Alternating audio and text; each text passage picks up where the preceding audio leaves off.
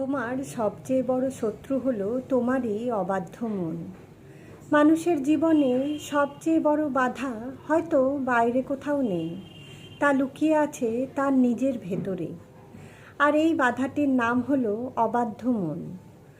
আমাদের মন এক অদ্ভুত সত্তা, যা কখনো যুক্তিবোধকে মানে না, কখনো চাওয়ার বাইরে কিছু চায়, আবার কখনো সমস্ত সম্ভাবনার সামনে দাঁড়িয়ে আত্মবিশ্বাসে ভাটা আনে।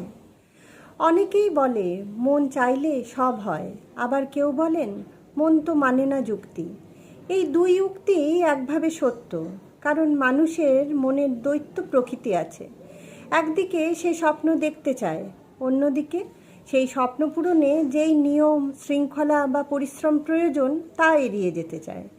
এটাই হচ্ছে মন যখন শত্রু হয়, নিজের ইচ্ছেকে নিজের হাতেই ধ্বংস করে।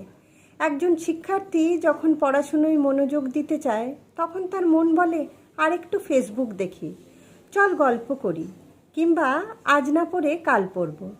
এই মনই তাকে পথচ্যুত করে, সময়ের অপচয় ঘটায়, আর ভবিষ্যতের সম্ভাবনাকে সংকুচিত করে ফেলে। এই অবাধ্য মনই তাই মানুষের সবচেয়ে বড় অন্তরায়, সবচেয়ে বড় শত্রু। কারণ বাইরের শত্রু সাময়িক ক্ষতি করতে পারে, কিন্তু নিজের মনের মধ্যে বাসা করে থাকা শত্রু ধীরে ধীরে আত্মাকে নিঃশেষ করে দেয়, সাহসকে মুছে দেয় এবং মানুষকে জীবনের সত্যিকারের লক্ষ্য থেকে বিচ্যুত করে দেয়।